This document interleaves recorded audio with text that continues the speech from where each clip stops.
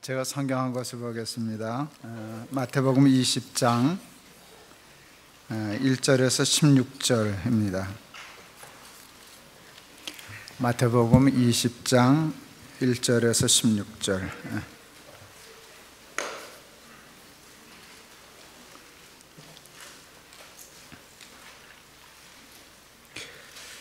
제가 봉독하겠습니다. 천국은 마치 품꾼을 얻어 포도원에 들여보내려고 이른 아침에 나간 집주인과 같으니 그가 하루 한 데나리온씩 품꾼들과 약속하여 포도원에 들여보내고 또 제3시에 나가보니 장터에 놀고 서 있는 사람들이 또 있는지라 그들에게 이르되 너희도 포도원에 들어가라 내가 너희에게 상당하게 주리라 하니 그들이 가고 제6시와 제9시에 또 나가 그와 같이 하고 제11시에도 나가보니 서 있는 사람들이 또 있는지라 이르되 너희는 어찌하여 종일토록 놀고 여기 서 있느냐 이르되 우리를 품꾼으로 쓰는 이가 없음이니이다 이르되 너희도 포도원에 들어가라 하니라.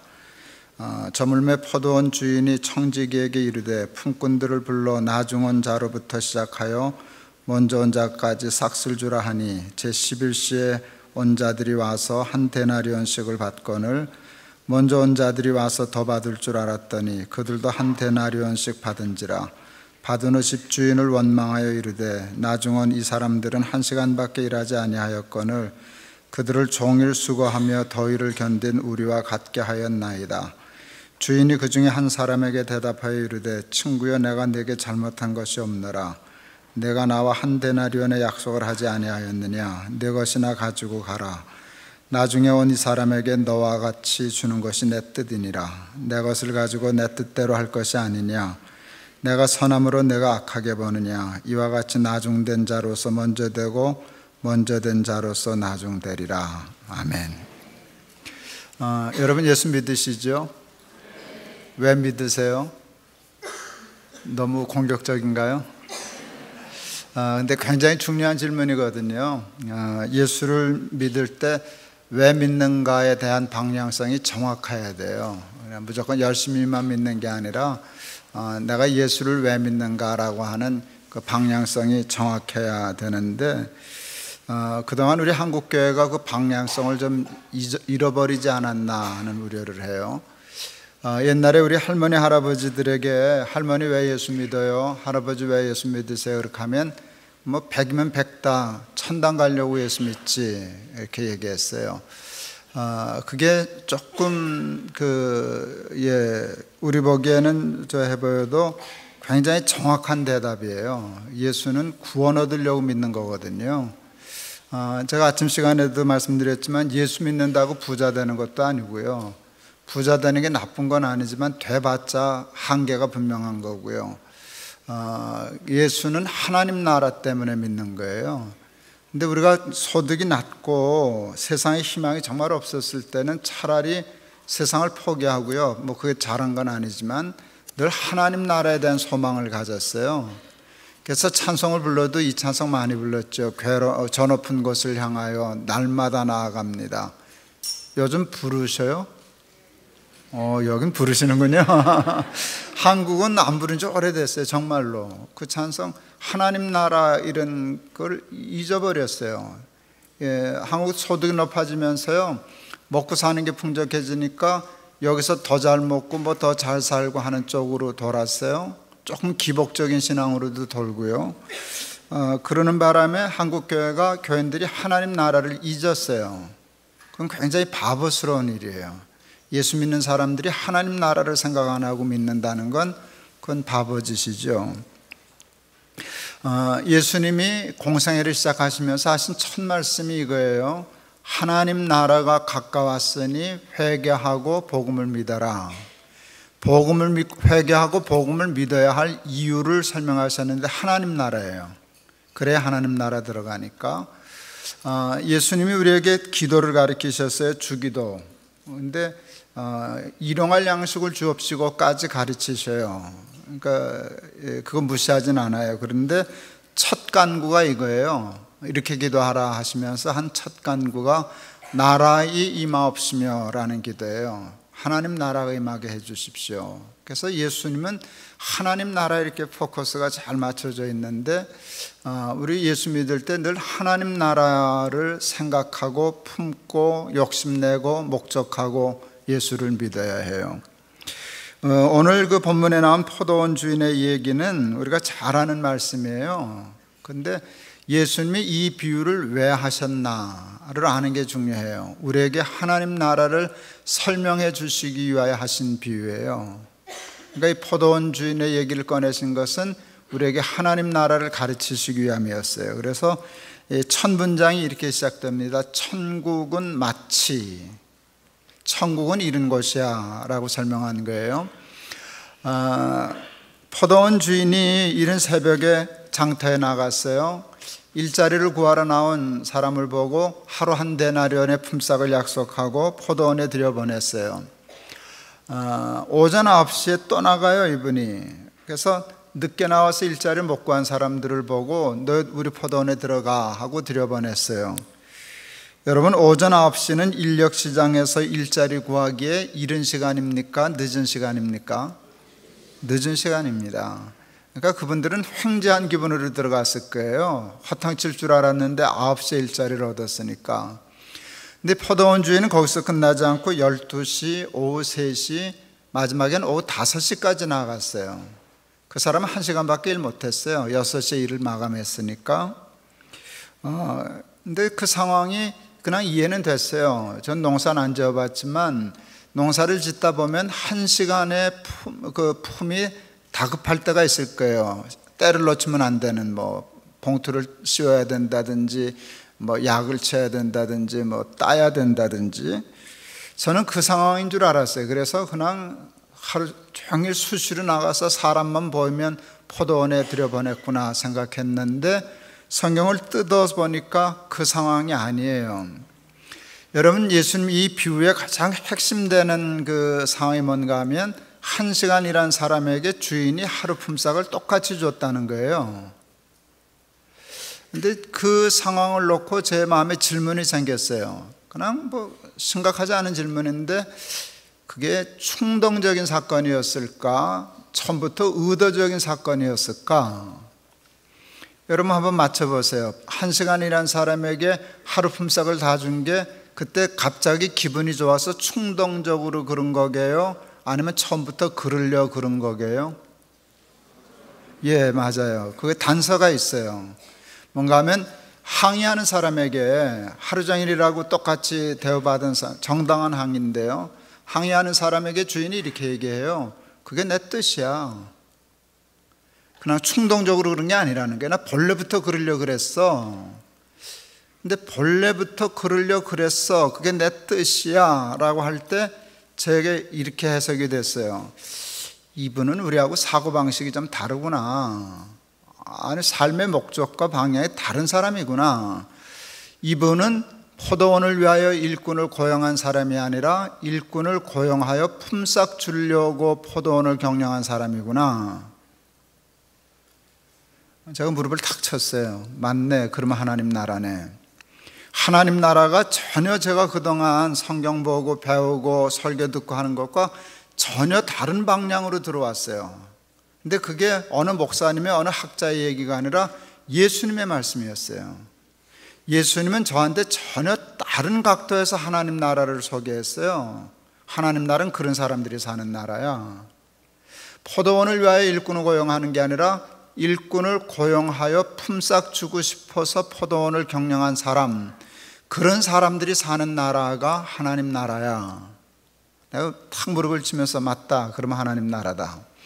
그런 사고방식 가지고 사는 사람들이 하나님 나라지.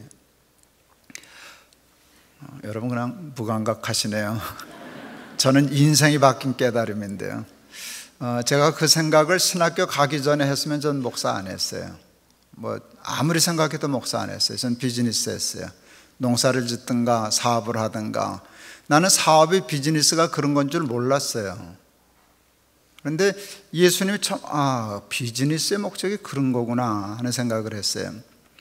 동안교회 있을 때 집사님 한 분이 사업을 꽤 크게 하시는 분인데, 잘 하시는 분인데, 들어오더니 소파에 털썩 주저앉아요. 집사님 왜 그래요? 그랬더니 헛장사 했어요. 왜? 그랬더니 세금 내고 직원들 월급 줬더니 한 푼도 안 남네요. 내가 큰일 하셨구만. 그랬더니 목사님 한 푼도 안 남았다니까. 그래요. 세금 냈다면? 세금 냈죠. 큰일 했네. 직원들 월급 다 줬다면? 줬죠. 그게 큰일이지 집사님 왜 헛일이에요? 그리고 이제 제가 말을 걸었어요. 집사님 모르긴 해도 이 골치 아프다니까 이 사업 걷어치우고 은행에 집어넣으면, 여러분 그 당시가 그래도 한국의 금리가 1년에 한 10% 되던 때예요. 그리고 생각해보니까 좀 좋은 시절이 있었어요. 그 10% 이자만 받아도 평생 골프 치고 살겠네 뭐. 그랬더니 문제 없죠. 그래요. 그래서 제가 얘기했어요. 사람들에게 나 골치 아픈 사업 집어치우고 은행에 집어넣으면 이자만 받아도 평생 골프 치고 사는데 문제 없어. 여러분 골프 치고 사는 게 미국하고 한국은 좀 다르다는 거 아시죠? 여기야 뭐 누구나 하는 일이지만 아직도 한국은 조금은 규정 노름이니까, 예, 그렇게 얘기했어요. 그런데 난 돈 벌어서 세금 내려고 사업해. 그렇게 한번 생각을 해보라고, 말을 해보라고. 여러분 세금 내려고 사업하는 미친, 이거 답답해라. 미친 분이 어디 계시겠습니까? 근데 우리 집사님이 그날 그 말에 걸려들더라고요. 한 번도 그렇게 생각을 안 했는데 세금을 내려고 사업해? 근데 그 말을 그렇게 받아들이시더라고요. 때가 있잖아요, 이렇게 받아들여질 때가. 제가 그래서 한마디 더 치고 들어갔어요. 난 직원들 월급 주려고 사업해. 나 혼자 먹고 사는 건 걱정 없지만 난 이제 더 안 벌어도 되는데 이걸 돌리니까 여러 사람 밥 먹고 살잖아. 그 말에 완전히 감동을 받더라고요. 사업을 한 번도 그런 식으로 생각을 안 했던 분이니까 감동을 하길래 헛일 했어요? 큰일 했어요? 그랬더니 목사님 제가 큰일 했네요. 그렇지? 그랬더니 그러네요. 그러면 감사한금 좀 해야지. 예. 상황은 바뀐 게 없어요. 세금 내고 직원들 월급 주고 한 푼도 안 남은 상황은 똑같아요. 생각이 바뀌면은요, 감사한금 할 만한 일이에요. 사실 그만큼 벌어서 평생 먹을 거 먹고도 남는데 뭐 솔직히 더 벌면 뭐해요? 다 먹지도 못할 거, 다 쓰지도 못할 거. 그런데 왜 사업을 해야 되는가 하면, 그러니까 여러 사람 같이 밥 먹고 살잖아. 비즈니스는 직원들 월급 주려고 하는 거예요. 동의 잘 안 하시네. 목사 참 마음 편한 소리 하신다 그러는데, 아니요, 이게 예수님이 우리에게 말씀하시는 거예요. 예수 믿는 사람들, 하나님 나라 사람들은 그래야 된다는 거예요. 그래야 너희들 때문에 이 땅에 하나님 나라가 임한다 라고 말씀하시는 거예요. 한국엔 사회적 기업이라는 말이 유행하기 시작했어요. 뭐 말처럼 잘 되지는 않지만 말이라도 돌아가는 게 얼마나 희망적인지 몰라요. 사회적 기업. 일반 기업과 사회적 기업을 이렇게 구별해요. 일반 기업은 빵을 팔려고 고용한다. 잘못됐어요? 아니요. 빵 팔아서 고용해서 빵 팔고 돈 벌려고. 그거 전혀 잘못된 일이 아니에요. 좋은 일이죠. 그런데 사회적 기업은 이게 바뀌어요. 고용하려고 빵을 판다. 빵 파는 행위는 똑같아요, 비즈니스에서. 그리고 돈 번다는 것도 똑같아요. 근데 목적이 달라요. 직원들 월급 주려고. 아까도 얘기했지만 난 그게 기업인 줄 알았으면, 그런 기업을 얘기 들었으면 나는 장사했어요. 나중에 알게 됐는데 제가 장사의 수완이 있더라고요. 몰랐어요. 전혀 몰랐어요. 제가 비즈니스에 있더라고요. 했으면 될걸.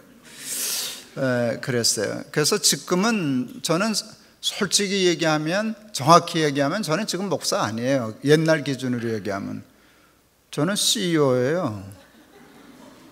전 비즈니스 많이 했어요. 내가 돈을 못 벌어서 그렇지 여러 사람 월급 주는 거 꽤 많이 했어요. 이제부터 하는 거 들어보세요. 높은 뜻 숭의교회를 시작할 때 이제 이런저런 정관을 만들었는데, 굉장히 중요한 정관을 넣었어요. 예산의 미니멈 30%는 반드시 밖으로 내보낸다 하는 거예요. 선교를 하든지 구제를 하든지. 제가 이제 내일 돈에 대한 얘기를 좀 할 텐데요. 저는 늘 돈에 대해서 아이들에게 제일 많이 가르친 게 돈인데요. 돈을 어떻게 벌고 어떻게 쓰느냐가 신앙하고 굉장히 중요한 거거든요.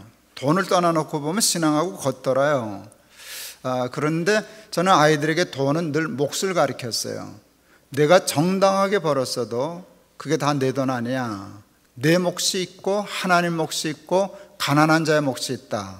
이걸 늘 가르쳤어요. 그래서 늘 그 퍼센테이지를 정하고 가난한 작가를 왜 떼고 이런 훈련을 했는데 저도 그렇게 살고요. 저도 그렇게 살고 아이도 그렇게 가르쳤고요. 그러니까 목회도 그렇게 해야 된다고 생각했어요. 저는 살림하는 거나 교회 살림하는 거나 똑같다고 생각해서 룰이 같아요. 근데 높은 뜻 교회 시작할 때 아예 정관에 집어넣었어요. 말 바꾸지 말라고, 어기지 말라고 30%를 정했어요.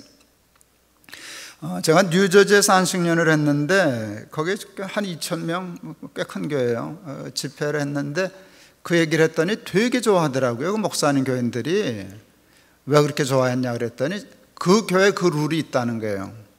자기 교회도 그 룰이 있는데 그 교회는 10%에서 출발했다 그러더라고요.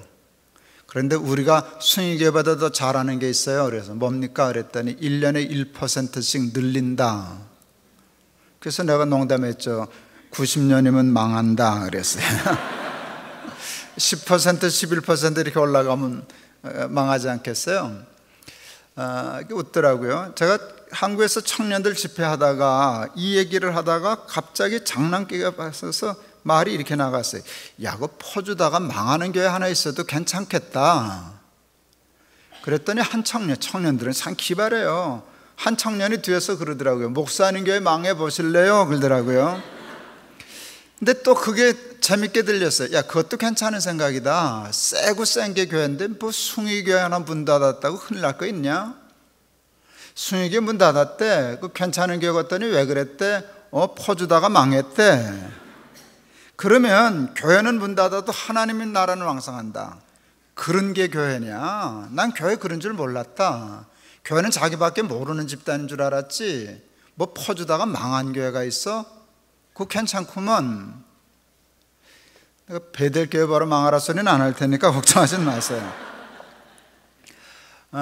근데 그 말이 씨가 된다는 말이 맞아요. 망한 건 아닌데 숭의교회는 없어졌어요.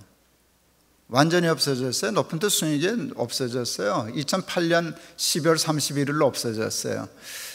그 대신 다른 교회로 다 이렇게 분립이 됐죠. 한국 교회가 뭐 다른 교회도 마찬가지지만 너무 교회밖에 몰라요. 교회가 교회에 집중하느라고 하나님 나라를 잊어버렸어요. 그러니까 선교적인 마인드가 없어요. 변화산 신드롬이에요. 여기가 좋사오니 초막셋을 짓고, 죄송합니다 말 함부로 해서, 지들은 좋은 거예요. 뭐 신비한 경험하고 체험하고, 여기 좋습니다, 여기서 우리 초막 짓고. 근데 산 밑에서 귀신 들려서 물에 들어가고 불에 들어가는 아이 있는 건 생각도 안 하는 거예요. 세상에 돌아가거나 말거나 애야 귀신에 들렸거나 말거나 우리 좋으면 됐지. 이건 교회 아니에요. 그건 교회 아니에요. 교회는 교회를 위하여 존재하는 데가 아니라 세상을 위하여 존재하는 거예요. 그 목적을 잃어버리면 이미 교회 방향성이 틀려먹은 거거든요.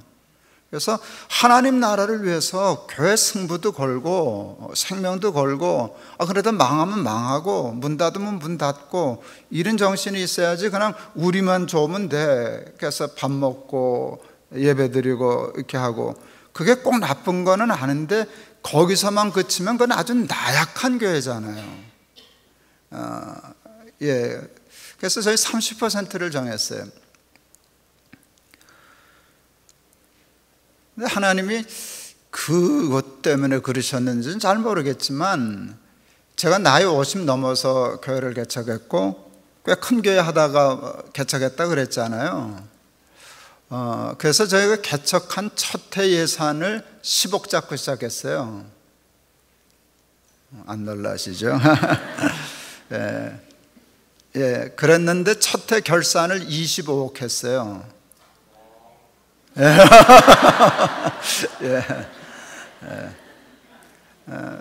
그러니까 이제 약속을 지켜야 되는데, 여러분 그렇게 교회가 갑자기 커지면은요, 초기에 투입돼야 되는 돈이 더 많아져야 돼요. 모든 시설 투자나 이런 것들이 한꺼번에 목돈이 들어가기 때문에 25억이 들어와도 쓰고 남는 돈은 없어요. 그때는 더 들어가는 때예요. 은행이 빚을 얻어서라도 써야 되는 때였는데 약속 지켰어요. 7억 5천만 원을 떼고, 은행 융자를 얻어 쓰는 한이 있어도 그거는 우리가 빌려서 쓰는 거고 이건 우리 돈 아니다 생각해서 7억 5천을 뗐어요. 근데 제가 말씀드렸듯이 우리 교회는 직분도 없고 남녀 선교회도 없고 조직도 없는 교회라 그랬잖아요. 예배만 드린 교회. 근데 7억 5천만 원을 갖다 뿌릴 수는 없잖아요. 그래서 예외적으로 유일한 조직이 하나 생겼어요. 그게 이름도 좀 촌스러운 이웃사랑회라는 것이었어요. 그래서 일할 자리가 없으니까 교인들이 거기 몰려 들어왔어요. 그래서 그들에게 맡겨서 7억 5천만 원을 쓰는데 어디에 어떻게 쓰면 잘 쓸까 했는데, 이 이웃사랑팀이 이것저것 일을 하다가 굉장히 중요한 데를 찾아냈어요. 저희 교회에서 그렇게 멀지 않은 서울역에 보면 노숙자들이 하루 6천 원, 7천 원 주고 돈 주고 잠자는 쪽방이라는 데가 있어요. 혹 들어보셨어요? 쪽방? 6천 원짜리 방은 0.5평, 7천 원짜리 방은 0.6평인데 0.5평은 둘이 이렇게 눕기가 힘들고요. 0.6평 되면 겨우 2명 누워자고, 이런 닭장, 쪽방 이런 말로 쓰는데요. 거기서 밥 먹고 사는 사람들이 한 2,000세대가 됐어요. 우리가 조사해 보니까 그들이 평균 10,000원 하루에 벌어요. 국어를 하든지 박스를 줍든지 그렇게 빈병을 줍든지 해서 10,000원을 벌어서 6,000원 반값 내고, 이게 굉장히 중요한 게요, 이들은 노숙자 중에서 조금 다른 사람이에요. 노숙하지 않고 그래도 방에서 자겠다는 의식이 있는 사람인데 굉장히 중요한 차이가 있어요. 6,000원, 7,000원 반값 내고 3,000원, 4,000원 남겨서 밥 먹고 사는 사람이 2,000세대예요. 그래서 그들이 뭘 먹고 살겠어요? 저희가 그 이웃사랑회에서 뭘 했는가 하면 일주일에 한 번씩 도시락에다가 일주일 먹을 밑반찬을 만들어서 돌려주기 시작했어요. 그냥 밥만 해서 먹으라고. 그걸 이렇게 열심히 하기 시작했어요. 제가 이제 끝날 시간 되면 단위가 굉장히 커집니다. 제가 1,000억 단위까지 갈 거예요. 그런데 여러분 기억하셔야 할 일은 이게 쪽방 밑반찬 나눠주는 일에서 시작된 일이라는 거예요. 전 그래서 겨자씨가 커서 나무가 된다는 말씀, 하나님 나라가 누룩 같아서, 누룩은 겨자씨보다 더 작아요. 균이니까. 균이 가루세마를 다 부풀려 하나님 나라는 그래 하는 말을 저는 그냥 몸으로 이해해요.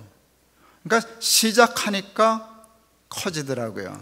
많은 사람들이 그래, 너는 크니까 했지. 근데 커서도 했지만 커서 한 게 아니라 하니까 커진 거라고 이렇게 얘기를 해요. 사실은 밑반찬 나눠주는 건 꼭 큰 교회만 할 수 있는 일은 아니거든요. 개척교회도 얼마든지 할 수 있는 일인데 거기서 시작됐어요.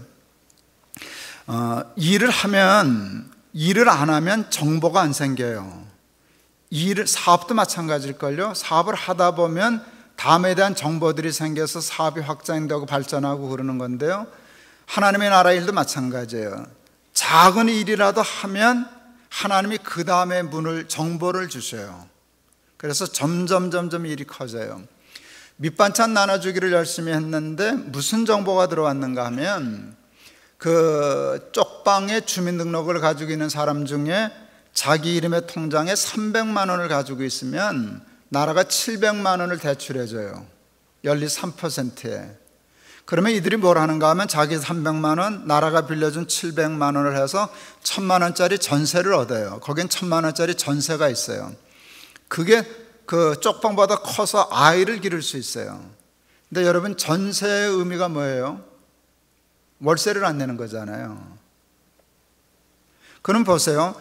6,000원, 7,000원을 매일 내면 한 달 반값이 20만 원이에요.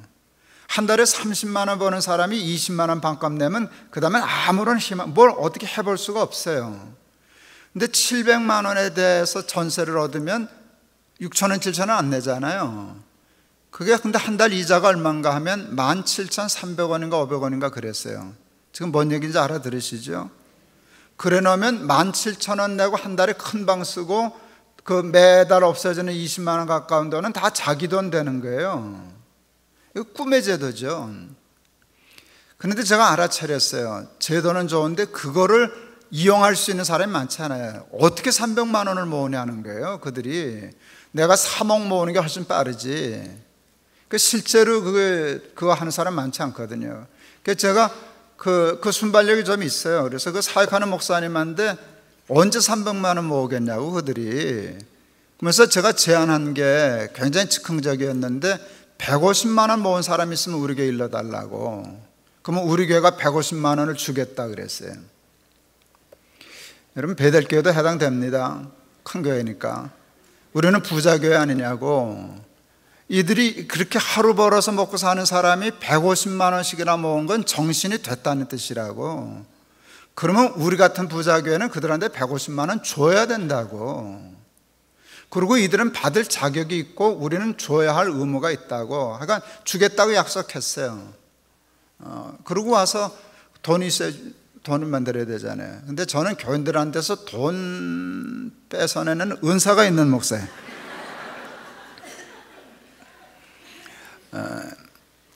저는 교인들 편하게 안 해요. 그냥 주라고 쫓아와야 쫓아올 만큼에 갖다 놓고서 하죠. 그냥 여기가 좋사오니 하고 니나는 못해요. 저는 교회를 전투적으로 해요. 그래야 교회가 건강해지거든요. 교인도 행복해지고 사실은. 그래서 저는 헌금하는 데는 은사가 있어요. 이제 제가 얘기를 하면 눈치채실 거예요. 그 헌금 이름이 뭔지 아세요? 쪽방 탈출 헌금. 솜씨가 안 느껴져요? 교인들 선동당해가지고요 헌금 억수로 냈어요. 억수로 냈어요. 그 기분 좋게 내더라고요. 헌금이 정말 그건 쏟아져 들어왔다는 표현이 맞아요. 헌금이 그냥 쏟아져 들어오는 거예요. 밥술이나 먹는 사람은 대개 150만 원씩 했어요. 내가 한 가정 탈출시킨다고. 진짜로 탈출하는 스토리가 만들어지기 시작했어요. 그러면 저는 그걸 그냥 내버려 두지 않아요. 카메라 보내서 다 찍어와요. 우리 아이들 영화 하는데 영상 다루는 애들 많으니까 그걸 다큐로 만들어요. 3분. 영상 3분은 메시지 전달력이 충분해요. 굉장히 긴 시간이거든요. 광고 시간에 그거 틀어요. 교인들 봐요. 박수 쳐요. 울어요. 다음날 돈 많이 나와요. 그래서 이 쪽방 탈출 사업이 이게 재밌었어요. 그래서 실제 스토리가 만들어지는 거예요. 근데 우리 교회 저희는 청년이 많은 교회인데요 20대 30대가 거의 한 70% 되는 교회였어요. 청년들이 많은데 청년들은 참 기발해요. 시키지도 않았는데 이 아이들이 쪽방을 다니면서 도배하는 사업을 개발했어요. 그들이 무슨 도배하고 살겠어요. 그 남의 집 세워둬서 사는데 곰팡이 나고 신문지 붙여두고 살고 그래서 사는데 5명이 한 조가 돼서 들어가요. 한 집에 5,000원씩 회비 내면 25,000원 가지고 도배 다 해주고 와요. 토요일만 되면은 애들 다 글로 가요. 그래서 뭐 조짜 가지고 어느 집은 어디로 가고 뭐 이렇게. 우리 막내 아들이 그 팀장했어요. 그걸 하다 보니까 토요일만 되면 축제가 되는 거예요. 신나잖아요. 재밌어요. 그러다가 어른들이 야 우리도 좀 붙여줘라 우리도 좀 붙여줘라 해서 어른들이 끼기 시작했어요. 어른들은 자기 부부가 아이 데리고 와서 한 가정씩 하기 시작했어요. 여러분 그때 제가 알았어요. 우리가 쪽방을 돕는 게 아니라 쪽방이 우리 교회를 돕고 있다는 걸 알게 됐어요. 교회를 굉장히 건강하게 만들기 시작해요. 순식간에. 그 남산 그 대업빌딩 앞에 거기 가면 쪽방인데 거기 풀통 들고 토요일만 되면 애 데리고 엄마 아빠들 가고 청년들 가고 그러다가 연애질도 하고 얼마나 좋은 일이에요. 이거 교회가 막 활기가 있기 시작했어요. 청년들이 또 재밌는 일을 시작했는데 거기 쉽게 말하면 조선 가정이라 그래요. 엄마 아빠가 못 길러서 내다 버리고 할머니가 키우는 애들. 거기 있는 애들이 가난하고 그러니까 뭐 돌봄을 못 받아서 학교 가도 글도 못 읽고 뭐 이런 애들 많아요. 되게 싸나와요. 애들이 거칠고 싸나와요. 그러니까 우리 애들이 그 아이들 데리고 눈썰 매장도 데리고 가고 롯데월드 이런 데 데리고 다니기 시작했어요. 왜냐하면 방학했다가 개학해서 학교 가면 애들이 싸나워져요. 가면 뭐 애들이 뭐 롯데월드 갔다 왔느니 눈썰 매장 갔다 오면 이것들이 화가 나가지고요, 조그만 것들이 그래요. 이놈의 세상 불사질러 버리고 말 거야, 뭐 이런 분노가 있거든요. 그 한을 풀어준다고 눈썰 매장 데리고 가요. 어느 날 교회 주일날 갔더니 로비에서 우리 막내는 떡을 팔고 계시더라고요. 주일날 새벽부터. 야, 이 자식아, 이게 주일날 뭐 하는 짓이냐 그랬더니 애들 눈썰 매장 데리고 가려고 그래요. 그게 기특하네. 아빠가 팔아줄게. 그날 800만 원어치 팔았어요, 떡. 난 장사 잘한다니까요. 뭐든지 잘 팔아야 또 교회에서 파는 거니까, 만만한 게 교회니까. 예, 그래가지고 애들 뭐 눈썰 매장도 데려가고, 그래서 다시 말하면 아까 얘기한 것처럼 쪽방을 덮다가 교회가 굉장히 건강해지고 부흥이 일어나기 시작했어요. 그러니까 교회 안에만 있으면 진정한 부흥이 안 일어나요. 뭔가 전투적으로 일을 시작할 때 교회가 이제 생기가 나요. 그 다음에 하나님이 다음 정보를 주셨어요. 작은 일에 충성하면 큰 일 맡긴다 그러셨잖아요. 한참 방 바꿔주고 그러는데 하나님이 그 마음을 주셨어요. 야, 방만 바꿔주면 뭐하냐, 먹고 살 길이 없는데. 그래서 또 헌금을 개발했어요. 미천 나눔 헌금. 한 300만 원씩이라도 빌려줘 보자. 그냥 빌어먹지 말고 포장마차를 대서 벌어먹는 걸 가르치자. 그것도 헌금이 많이 들어왔어요. 그래서 가서 설명회하고 신청받아서 300만 원씩, 그게 마이크로 크레딧 시작이에요. 빌려줬어요. 포장마차 하겠다는 사람, 공사판에서 한밭집 하겠다는 사람, 뭐 구두 닦기 박스 하겠다는 사람 다 빌려줘 놓고, 우리 그 담당 부목사는 매일 가게를 순회하면서 5천 원씩 받아왔어요. 어느 날은 그건 주둥이야, 주둥이가 대빨 나왔어요. 왜 그러냐 그랬더니, 목사님 나는 일수쟁이에요. 일수 찍으러 다니는 거예요. 그거 갚아야 되니까. 돈을 받아야 되는 게 목적이 아니라 갚는 걸 가르쳐줘야 되니까. 가르쳐줘야 되니까. 그런데 실패했어요. 하나님 나라의 일이라고 다 성공하는 게 아니에요. 하다가 실패해요. 한 8천만 원 순식간에 날렸어요. 근데 8천만 원이 작은 돈은 아니지만 우리 큰 교회잖아요. 하다 보면 실수하고 실패하지. 포기하면 실패지만 포기 안 하면 수업 낸 거잖아요. 그걸 통해서 배우잖아요. 그래서 연구했어요. 왜 실패했나, 어떻게 하면 성공할까를 했어요. 그래서 다음에 할 때는 300만 원씩 주지 않고 500만 원씩으로 올렸어요, 도리어. 그리고 이게 하나님 주신 지혜인데요, 각자에게 주지 않고 12명 두 그룹에게 24명에게 12명에게 6천만 원, 12명에게 6천만 원 이렇게 집단 대출을 하고요, 조직하고 교육하고 훈련하고 사업도 우리가 해서 개발해서 만들어졌어요. 한 팀은 김밥 천국, 한 팀은 마이크로밴 6인승 2대 사가지고 이동 세차 기계를 달아주고 돌아다니면서 세차하는 사업을 하게 했어요. 그거 하면서 제가 이건 안 망한다 내가 자신했어요. 그때 우리 교회 출석이 3,000명 정도 됐거든요. 이게 이제 목사가 타락하니까 교인이 내수 시장으로 보이기 시작했어요. 김밥 한 줄씩만 팔아줘도 3,000줄이다 우리는. 실제로 우리는 주일날 식당 운영을 안 했어요, 교회에서. 우리는 뭐 교사든 뭐 주차봉사자든 저희가 하는 무조건 김밥 천국. 우리 교인들도 다 거기서, 그러니까 주일날은 우리 교회 장사만 했는데, 학교 앞이니까 뭐 주일날 애들 없고 하는데, 주일날만 하는 것만으로도 12명 인건비는 나오더라고요. 망할 리가 없죠. 3년 만에 3억 원을 벌었어요. 좀 놀래주세요. 이들이 머리 털라고 돈을 처음 번 거예요. 그러니까 자신감이 생겼어요. 그러고서는 6천만 원 빚을 갚았어요. 이자까지 쳐서 3% 이자 받았어요. 그리고 나머지 돈으로 가게를 또 냈어요. 이게 하나님 주신 지혜예요. 우리는 어려운 사람을 돕지 않고 잘하는 사람을 도와요. 어려운 사람을 돕는 구제도 있어야 돼요.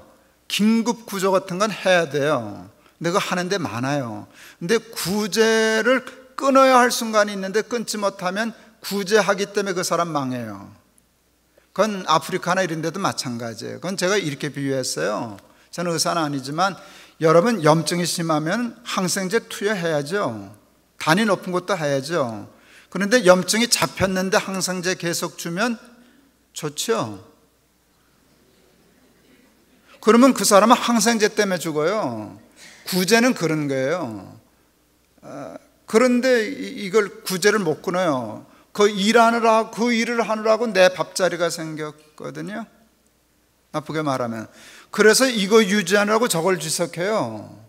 그렇게 되면 아주 나빠지는 구조가 돼요. 다 그런 건 아니에요. 근데 긴급 구조 하는 데 있긴 있어야 돼요. 그런데 그렇게 하면 그 사람은 가난에서 벗어나지를 못해요. 그건 간단해요. 구제 선이 있거든요. 100만 원 이하. 그러면 절대로 그는 100만 원을 넘어가지 않아요. 구제 못 받으니까. 괜히 99만 원 받으면 예를 들어 한 10만 원, 20만 원이라도 받을 수 있는데 어설프게 100만 원, 만 원 더 버는 바람에 못 받으면 차이가 많거든요. 근데 당분간 몇 년은 그걸 뛰어넘는 고생을 해야 되는데 그걸 못 벗어나요. 정말 빈곤에 처하면. 그러면 거기 발목 잡혀서 그러고 있어야 돼요. 우리는 전략을 바꿨어요. 잘하는 사람, 제일 열심히 성실한 사람에게 가게를 맡겼어요. 네 가게야, 네가 사장해. 날벼락을 맞았죠, 이 사람들이. 그 대신 공짜로 주는 건 아니야. 벌어서 갚어. 근데 담보가 있어요, 뭐 신용이 있어요. 먹고 튀면 그만이고 실패해도 그만이에요. 근데 그건 우리가 알아요. 근데 벌어서 갚어 그랬어요. 먹고 튀었게요, 갚았게요? 갚았어요. 여러분 갚았어요. 아무도 자기들을 믿어주지 않았는데 자기를 믿어주는 교회를 배반하지 않았어요. 갚았어요. 근데 그 사람이 사장돼서 갚아서 자기 가게 된 것도 중요한데 굉장한 임팩이 있어요. 그게 뭐냐면 받지 못한 나머지 사람들을 도전하게 해요. 아, 우리도 열심히 하면 사장 되겠구나. 그래서 이게 일하는 태도가 달라져요. 이동 세차도 사장 만들었어요. 2년 동안 한 번밖에 결석 안 한 사람, 성실한 사람이 나왔어요. 노숙자 생활을 오래 하다 보면 성실성을 잃어버려요. 인생을 포기하기 때문에. 그런데 한 번밖에 결석 안 한 사람에게 전략적으로 그 자동차 바디숍 프랜차이즈에 세덴이라고 하는 게 있는데 칠 벗겨주면 해주고 쭈그려주면 펴주고 하는 건데요.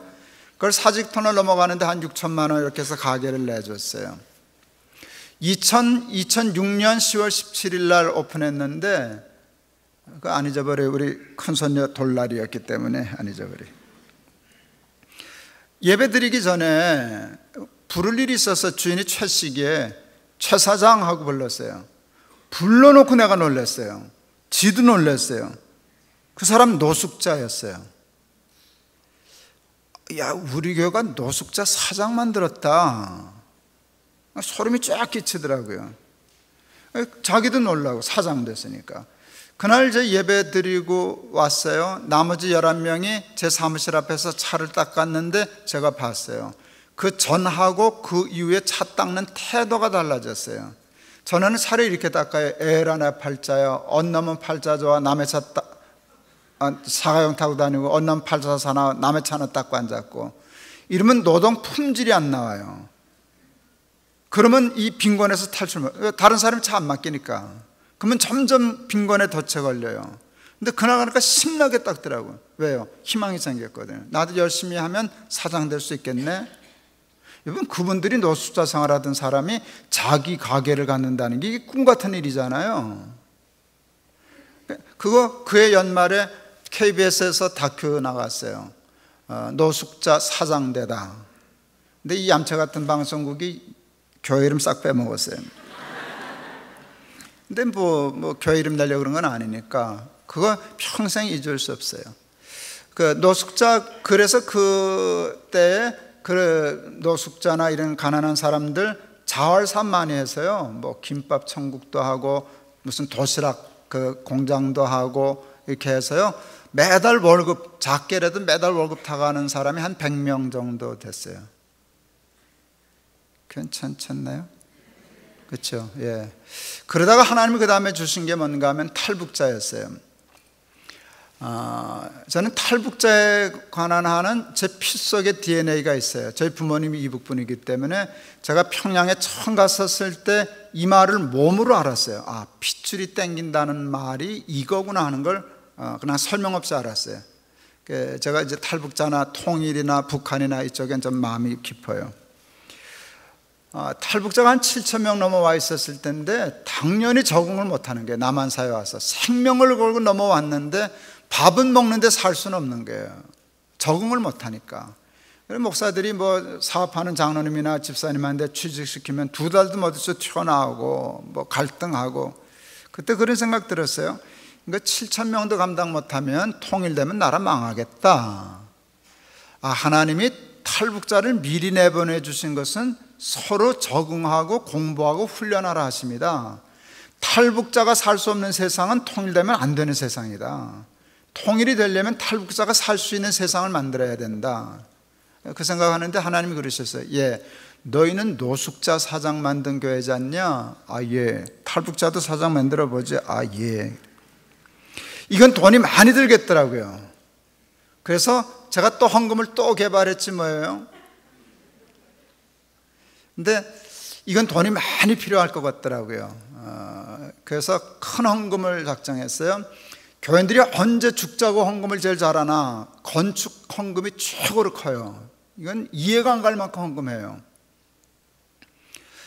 그래서 건축하자 그랬어요. 우리 당회에다. 저는 학교 강당 빌려서 예배 드렸거든요. 근데 교회가 커도 새빵살이는 서름이 있어요. 우리 입장에서만 보면.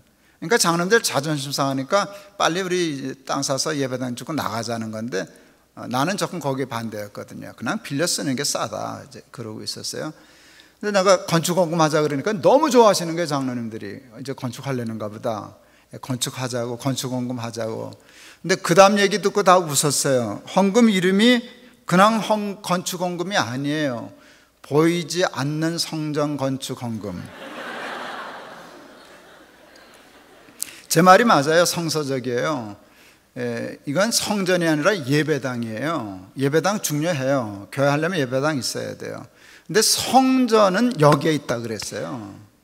난 하나님이 기뻐하시는 일을 하는 게 훨씬 더 중요한 성전이라고 생각했어요. 그래서 예배당 잠깐 유보하고 예배당 지을 돈으로 사업부터 하자 했어요. 우리 교인들이 200억 작정해 줬어요. 괜찮죠? 우리 교인들 훌륭해요. 200억은 쓸만하던데요. 제가 비즈니스 하는 분들에게서 목회적인 아이디어를 참 많이 얻었어요. 제가 그래서 신학대 총장님한테 신학생들한테 경영학 오리엔테이션 한 과목씩은 필수로 하시면 좋겠다고. 목회자가 경영 마인드가 없어서요, 목회를 엉터리를 하는 경우가 많아요. 목회를 경영이라고 얘기하면 아주 세속적인 사람인 줄 알고 펄쩍 뛰는 분들 많아요. 경영은 그렇게 세속적인 개념이 아니에요. 합리적인 개념이지. 그리고 하나님이 최고의 경영자시잖아요.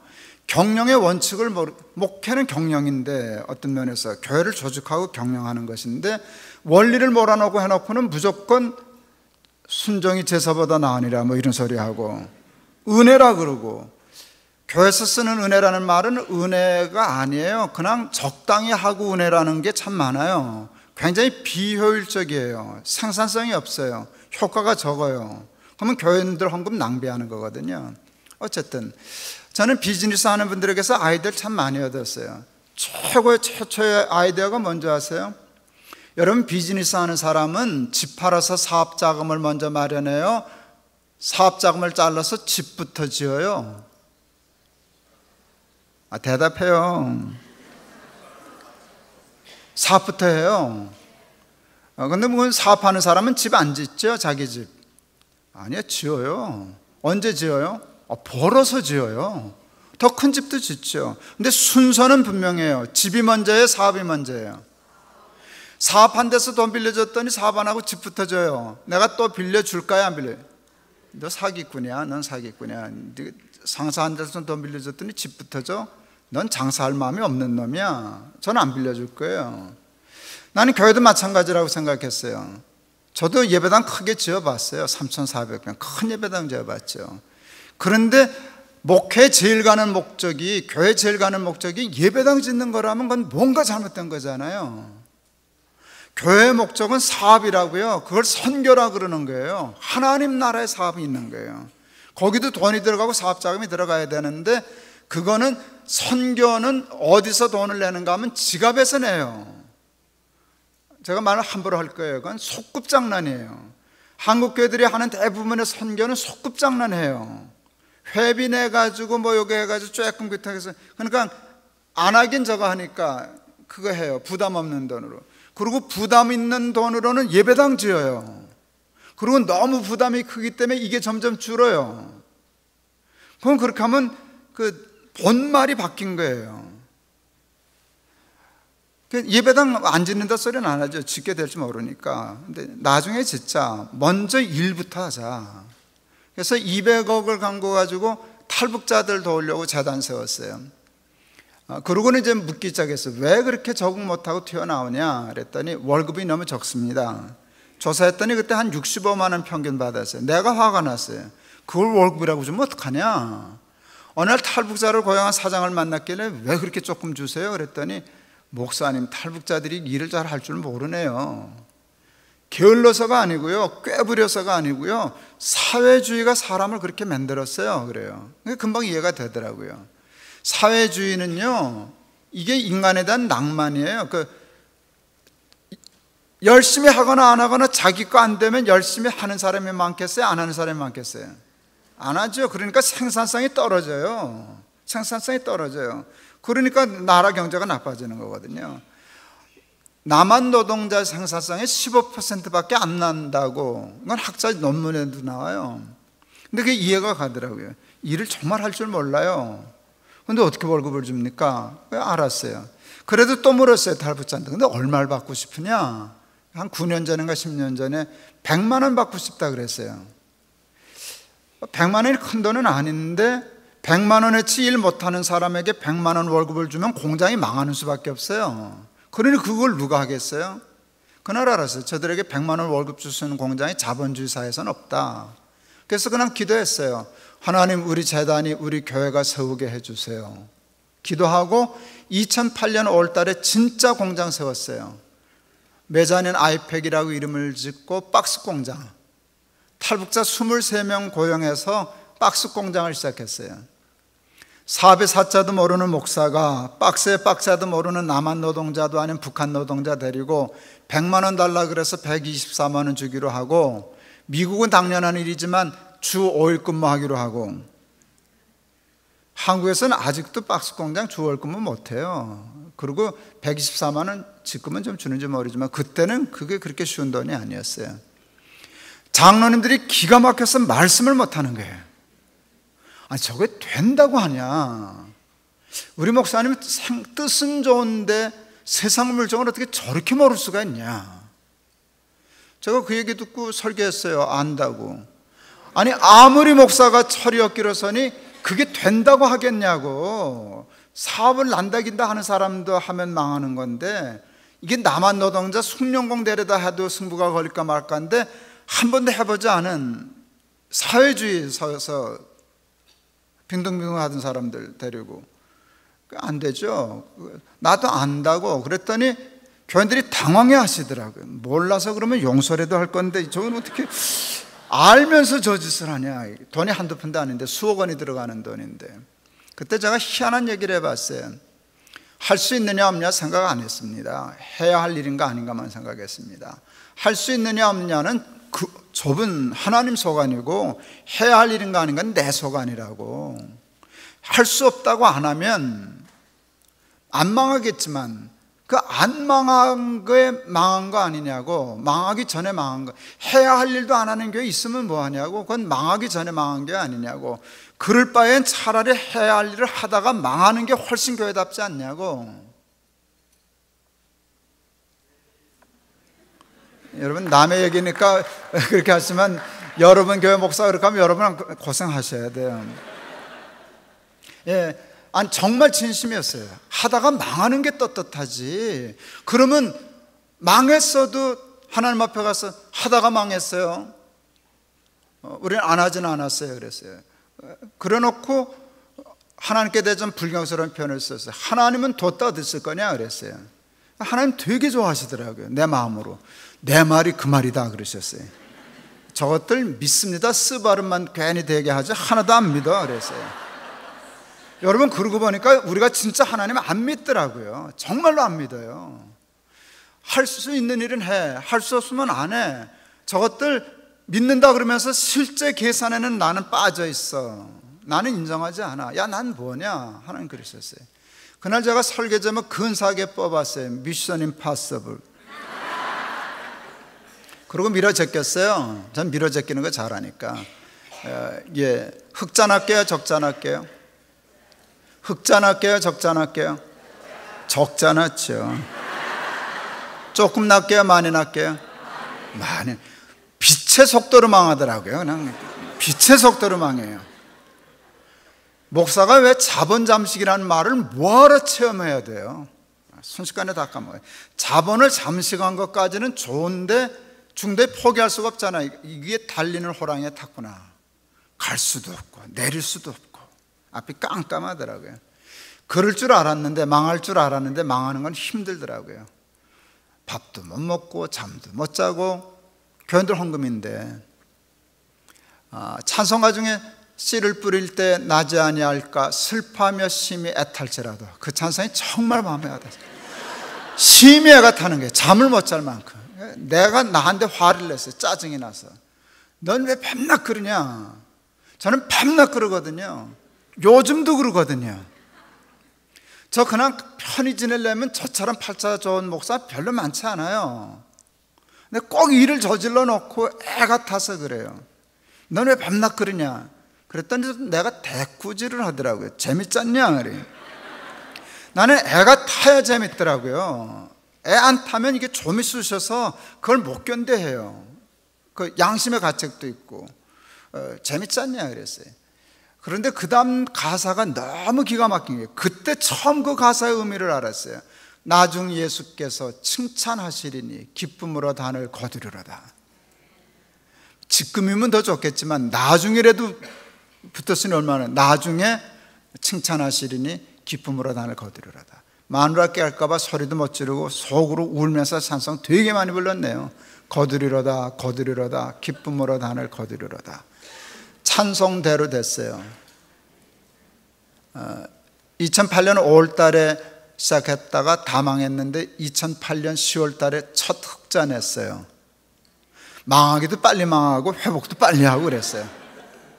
얼마나 났느냐고는 묻지 마세요. 의미 없는 숫자니까, 흑자로서는. 그래도 우리는 뭐가 의미인가 하면 직원들 월급 주고 한 푼이라도 남았다면 그거 끝이거든요. 월급 주려고 하는 공장이니까. 너무 기뻤어요. 근데 한두 달 흑자 나고 또 끝없는 적자로 들어갔어요. 그래도 그 한두 달의 흑자가 우리에게 굉장히 희망을 줬어요. 가능성이 있구나. 이게 그게 불가능한 게 아니구나. 제일 중요한 건 탈북자들이 자신감을 가졌어요. 굉장히 자신감이 없거든요.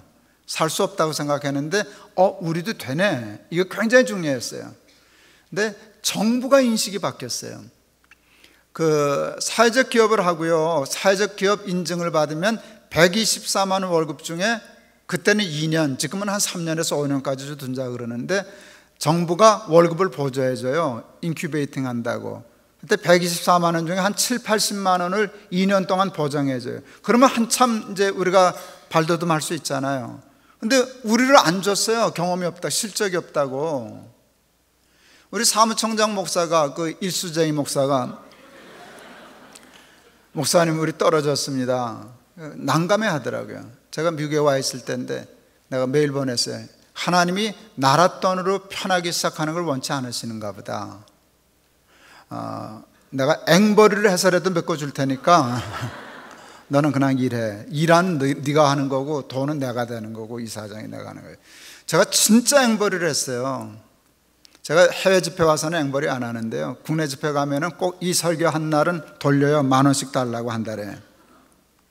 잘 줘요. 이게 괜찮은 일이니까. 제가 1년에 한 10억 정도씩 모금했어요. 저는 돈 잘 뜯는다니까요. 예, 한 10억씩 모금에다 끊임없이 갖다 퍼붓네요. 그래서 결국은 살려냈어요.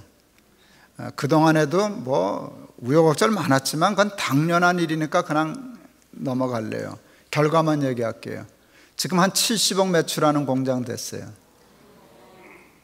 하나님 쓸만하시죠? 미션 임파서블이 아니죠. 예, 하나님께 능치 못할 일이 어디 있겠어요. 그거는 사람으로서 할 수 있는 일이 아니에요. 근데 그 공장 잘 됐어요. 그랬더니 나라가 3억 5천만 원을 들고, 달랠 때는 안 주던 나라가 3억 5천만 원 가져가서 공장 하나 더 세우라고, 이런 공장 해야 된다고. 그 진작 알지 그걸 몰랐냐 그래서. 그래서 공장을 하나 더 세웠어요. 메자닌 에코원이라고 하는 우드 블라인드 커튼.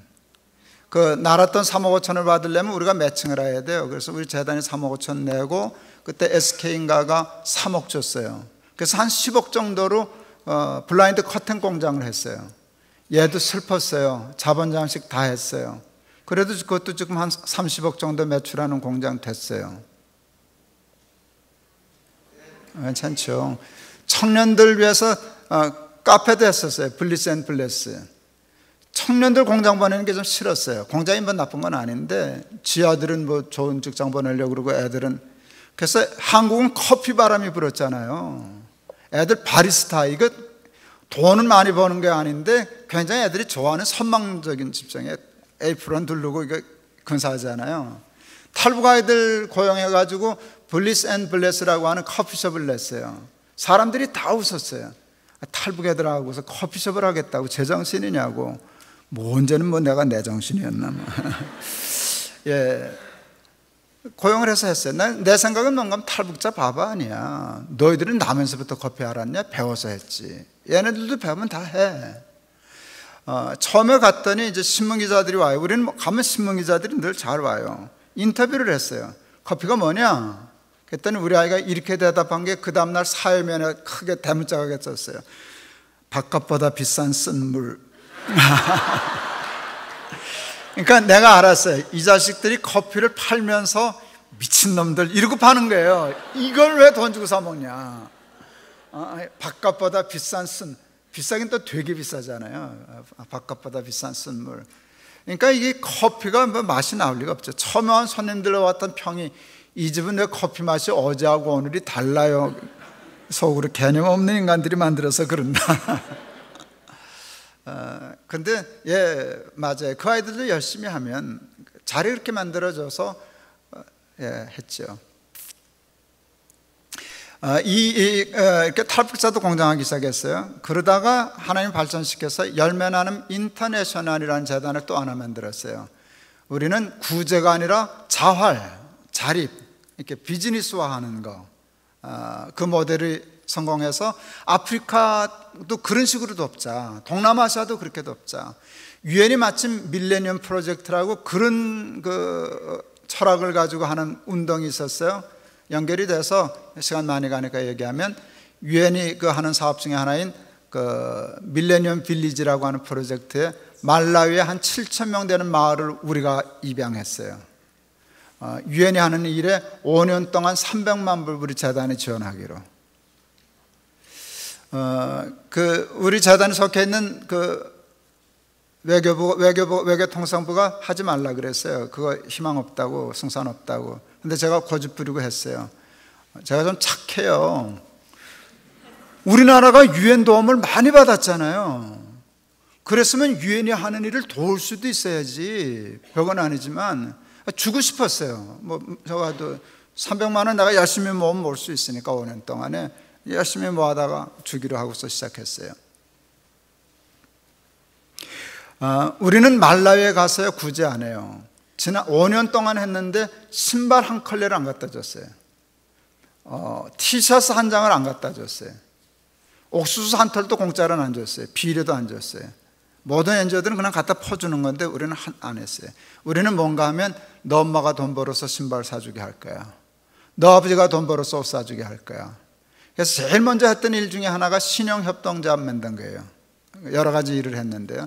그냥 무상 지원하는 건 두 가지만 해요. 교육과 보건. 이거는 다급하니까 운영할 수 없어요. 그냥 그건 무상 지원해요. 나머지는 없어요. 공짜로 주는 거 없어요.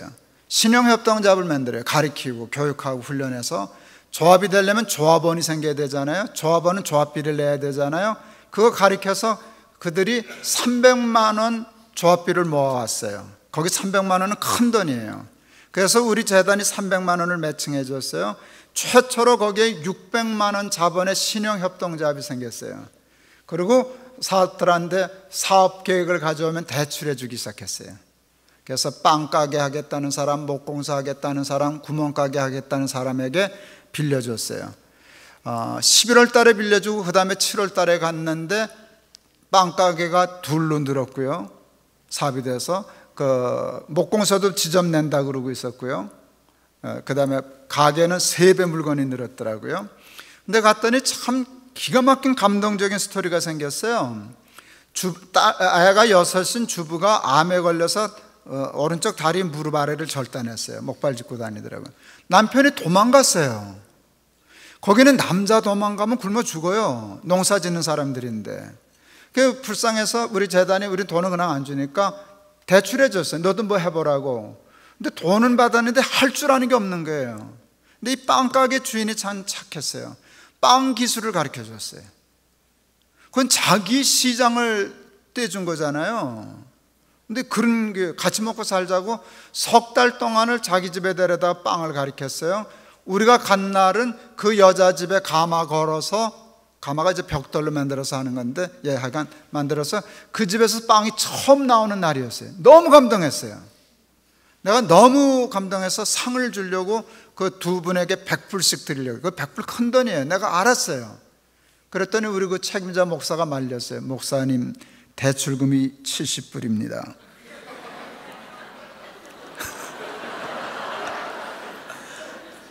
대출금이 70불인데 상을 100불 주면 이건 말이 안 되잖아요. 그래서 20불씩 줬어요. 20불도 거의 3분의 1이나 물어낼 수 있는 돈이니까. 여러분, 말라위라고 하는 나라가 그런 나라예요. 근데 다 신기하게 생각하시지만 우리나라도 그 단계를 거쳐서 여기 온 거예요. 여러분 아시나 모르겠네. LG가 뭐 파는 회사였던지 아세요? 치약 팔았어요. 또 지금 뭐야? 기아는요? 자전거 팔던데요. 다 그렇게 하다가 키워서 나중에 되는 거잖아요. 그러니까 70불을 우습게 여기면 안 돼요. 그 시작이 중요해요. 그런 식으로 하는 거예요. 거기를 갔더니 옥수수 농사를 짓는데 굶어 죽는 사람들이 꼭 생겨요. 그 정도로 가난해요. 근데 부자들은 그 옥수수 때문에 돈을 엄청 버는 거예요. 창고를 크게 지어놓고요. 옥수수가 이제 추수되면은 돈이 궁하던 때니까 그거 팔아서 급한 거 빚도 갖고 쓰거든요. 그걸 노려가지고 소매상들을 풀어가지고 다 수집해요. 비싼 값에 수집할까요? 싼 값에 해요. 그래 놓고는 한 대달 가둬놔요. 그러면 이제 쉽게 말하면 보릿고개가 와요. 그때 5배 올려 팔아요. 4배에서 5배. 그러니까 엄청 부자예요. 저희가 창고를 지었어요. 그리고 우리 마을 옥수수는 우리가 수매했어요. 1kg에 20화차, 우리나라 돈을 600원일 때 30화차, 50%씩 더 주고 수매했어요. 왜 30%, 50%를 더 줬나? 그게 정상적인 가격이다. 20화차는 때려친 거다. 그러니까 우리 마을 주민이 얼마나 좋았겠어. 50%를 더 받았으니까. 몇 달 지나니까 100화차, 5배 올랐어요. 그러면 굶어 죽어요. 굶어 죽는 사람이 나와요. 그때 우리가 창고를 열었어요. 그냥 안 줘요. 40화차에 팔았어요. 여러분, 굶어 죽는 가격대가 있어요. 100화차면 굶어 죽어요. 40화차면 안 굶어 죽어요. 한 끼를 먹는 한이 있어도 제일 극빈자가. 그래서 우리 마을에서는 드디어 굶어 죽는 사람이 안 나왔어요. 근데 여러분 지금 아셔요? 우리가 33%의 이익을 남겼다는 걸. 비즈니스라니까요. 남은 500% 이익 남길 때 우리는 33% 이익을 내. 그게 정상적인 거니까. 그래야 되니까. 그렇게 하면 뭐가 되는가 하면 다음에 100화차 살 수 있는, 100톤 살 수 있는 돈을 내가 또 마련 안 해도 돼요. 그게 돌아가는 거예요.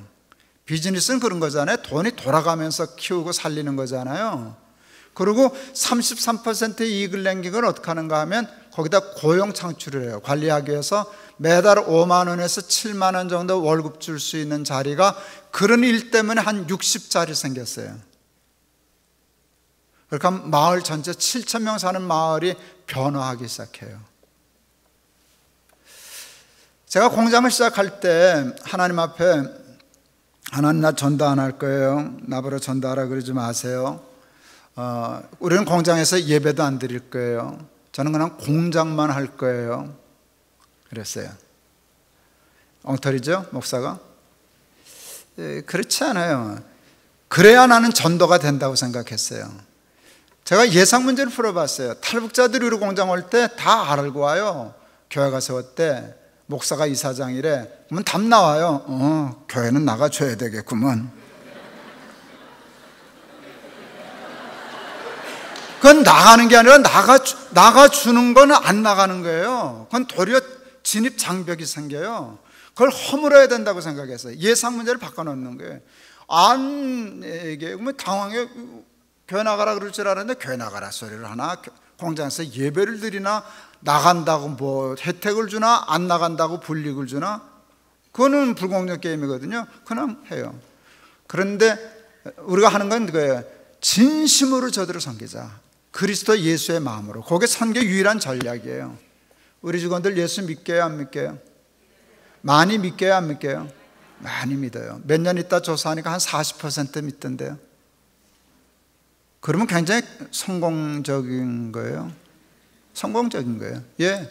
우리 그 커피 지점장 아이가 강은하라는 애인데, 이게 그렇게 잘해주는데 교회를 안 가는 거예요. 이 독한 게.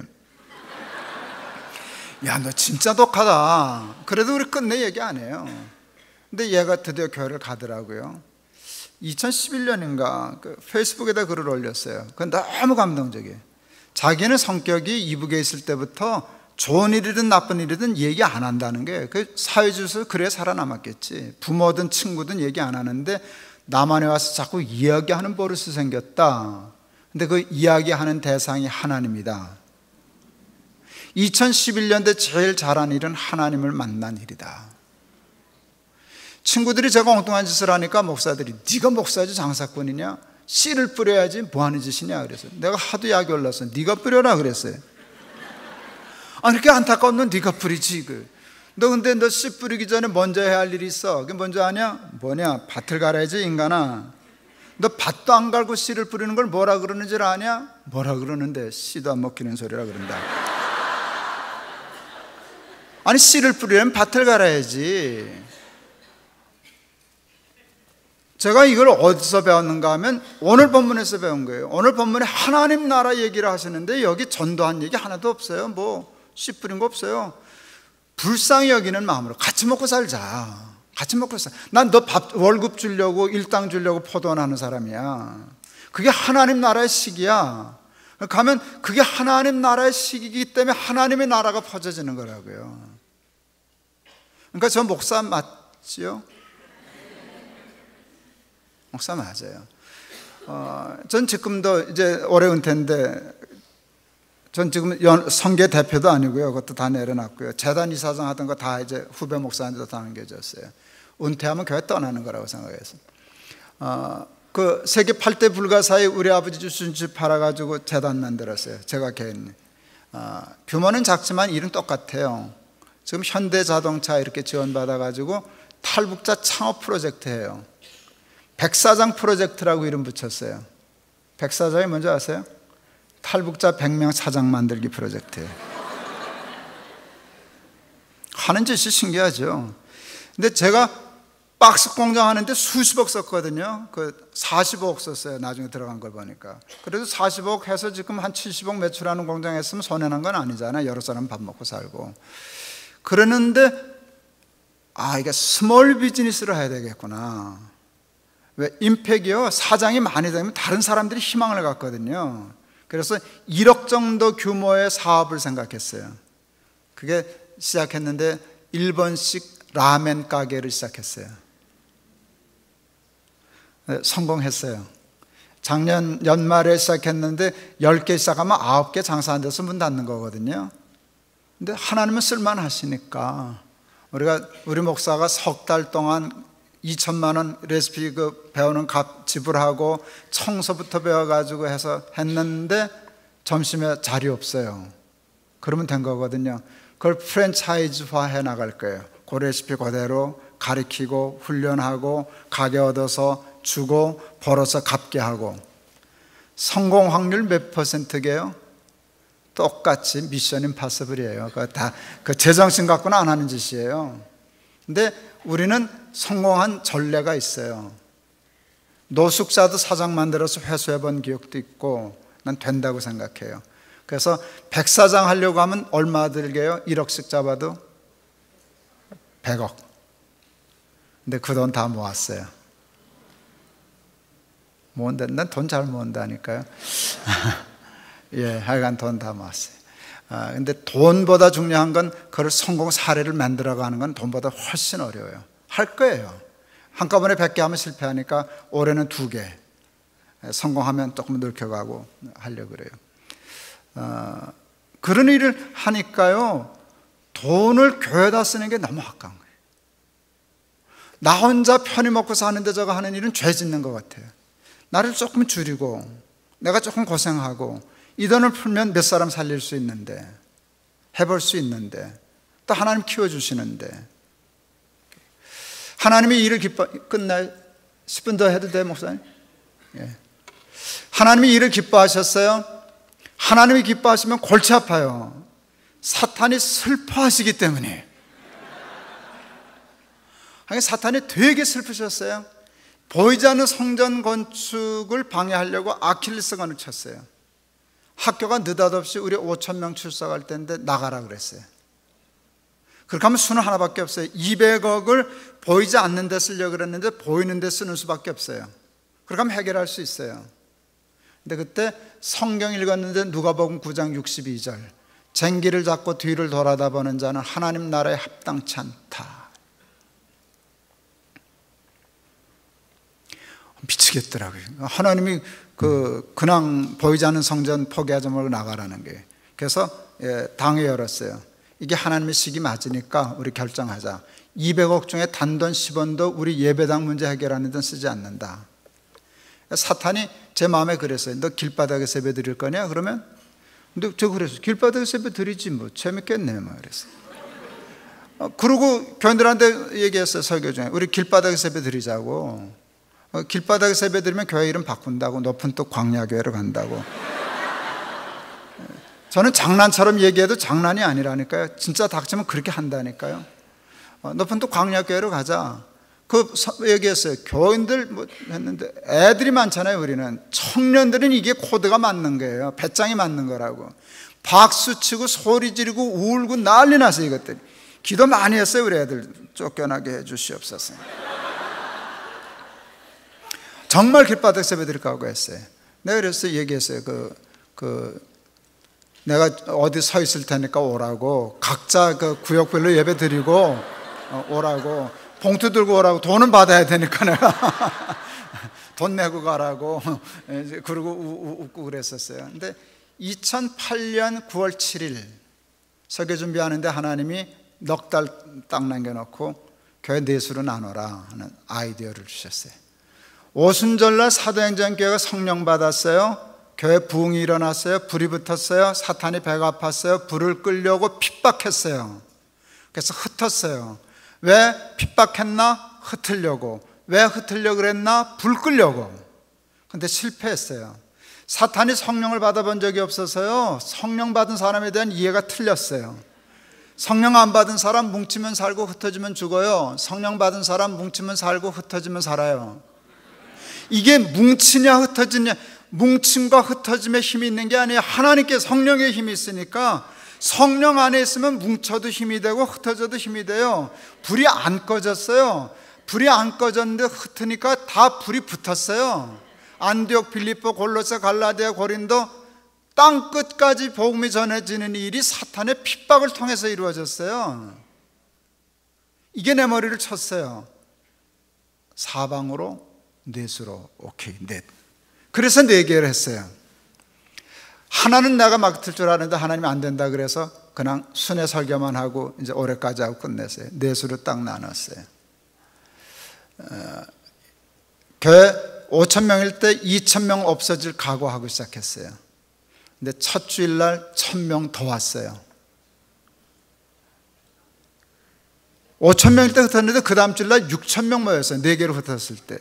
이게 좀 곤란하더니 내가 빠졌는데 교인이 늘면 어떡해. 재밌어요. 교인들이 힘들었지만 교회를 자랑스러워 했어요. 우리 교회는 좋은 교회야, 옳은 교회야. 그러니까 빠지면 안 돼. 정신 차리고 가끔 교회 빼먹던 교인들이 안 빠지기 시작했어요. 헌금은 40%가 그게 늘었어요. 교인들이 더 교회 사랑하는 마음이 있어서. 그래서 이제 4수로 흩었어요. 우리 예배당 지을 돈으로 남 예배당 줬더니 남이 우리 예배당 하나 사줬어요. 동백지구에 꽤 부자분이 한 층 바닥이 400평 되는 건물 8층, 9층, 800평을 사놓고 있었어요. 우리가 학교에서 나오게 됐다는 소문을 듣고 저를 찾았어요. 우리 주겠다고. 그게 수십억짜리거든요. 그러니까 새 건물인데. 근데 제가 가서 고맙지만 못 받는다 그랬어요. 5,000명 교회는 800평 갖고 교회를 할 수 없거든요. 그래서 죄송하다고, 우리가 조금 크다고 섭섭했어요. 근데 우리가 4수를 나눴잖아요. 얼른 가서 달라 그랬어요. 4개 중에 하나는 간다고. 일단 주시더라고요. 인테리어 하는 데만 한 10억 들었는데 그 돈까지 거의 다. 우리는 음향 하나만 딱, 제가 음향에 조금 민감해서 음향만 해가지고 들어갔어요. 지금 한 800명 출석하는 교회가 됐어요. 그분 지금 어느 교회 다니시게요? 그냥 자기 교회 다니세요. 우리 교인들은 얼굴을 본 적이 없어요. 그분. 근데 그분이 녹십자 회장님이셨어요. 난 모르는, 우리 교인도 아니고 난 본 적도 없고 그거 주실 때 처음 봤어요. 그분이 회장님이 뇌 수술 받고 1년 투병 생활 하시다 하나님 앞에 가셨는데 어느 날 부인 집사님이 저를 찾아오셨어요. 집사님이 자기 남편이 변호사 불러다 공개유언장 썼다고. 뭐냐 그랬더니 김 목사 하는 저 일이 옳으니 김 목사한테 주식 상속하라고. 궁금해서 물었어요. 아들도 아직 모른다 그러더라고요. 근데 그래서 궁금해서 물었어요. 얼마나 됐는데요? 그랬더니 한 300억은 되는 것 같습니다 그랬었어요. 그래서 300억인 줄 알았어요. 근데 받고 보니까 600억 원이었어요. 그래서 미래나눔 재단에는 재단을 그냥 열매나눔 재단이 써도 되지만 그건 아는 것 같아서 따로 재단을 만들어서 탈북자 장학 재단을 만들었어요. 지금 제가 거기 이사장을 해요. 아는 분들이 되게 이제 공개된 일이니까 아들 중에 하나가 소송을 걸었어요. 그 유언 무효라고. 근데 3년 재판에서 그 유언이 유효하다고 해서 제 통장으로 돈 다 들어왔어요. 600억 그때 들어왔어요. 우리나라는 거기도 세금 물어요. 한 100억 이상 세금 물었어요. 아들이 그렇게 하면 유류분 소송을 해요. 내 몫은 달라고. 그건 줘야 된대요. 그래서 한 7, 80억 간 것 같아요. 그래서 600억 받아서 한 200억 없어졌어요. 그래도 400억이 남았어요. 근데 이해 안 가는 일이 생겼어요. 한국은 작년 요 어간에 제약회사 주식이 미쳤어요. 1200억 됐어요. 그 길로 나가야 될 건가 봐요. 1200억 됐어요. 1200억 자산이 됐어요. 그래서 장학재단을 하는데요. 그 백사장 하는데 100억이 필요한데, 그래서 제가 그 미래나눔 재단 그 가족하고 그 아들이 와 있는데 이사회 쪽에서 50억 달라 그랬어요. 50억 가지고 가면 서울시에 가서 50억 받아올 수 있거든요. 매칭을 해줘요. 그럼 100억 되는 거예요. 그래서 이 사업을 하자 이제 그랬는데, 하나님이 교회는 교회대로 건강하게 하시고, 교회는 곱절 컸어요. 부흥하게 하시고, 예배당도 생기고, 학교도 짓고, 또 하나님 나라 일은 점점 확산돼 가고 그래요. 전 베델교회가 이 천국의 사고방식을 가진 교인들이 되고 교회가 되었으면 좋겠어요. 그러나 베델교회 그러면 교회가 점점 위축돼요. 클만하면 또 어려워지고, 그건 정해진 루틴이에요. 자꾸 하나님 나라의 일을 벌리고 무거운 짐을 지고 도전하고 그럴 때 하나님의 축복도 있고 기름 부으심도 있고 건강해지고 하나님의 나라 형통해지고 그럴 텐데, 하나님 나라를 위하여 크게 쓰임받는 포도원 같은, 포도원 주인과 같은 교회와 교인들 다 되실 수 있기를 주의 이름으로 축원합니다. 기도하시겠습니다. 하나님 아버지, 우리 베델교회가 마지막 세대에 하나님 나라를 위하여 포도원 주인처럼 쓰임받는 교회와 교인 되게 하옵소서. 예수 그리스도 이름을 받들어 기도하옵나이다. 아멘.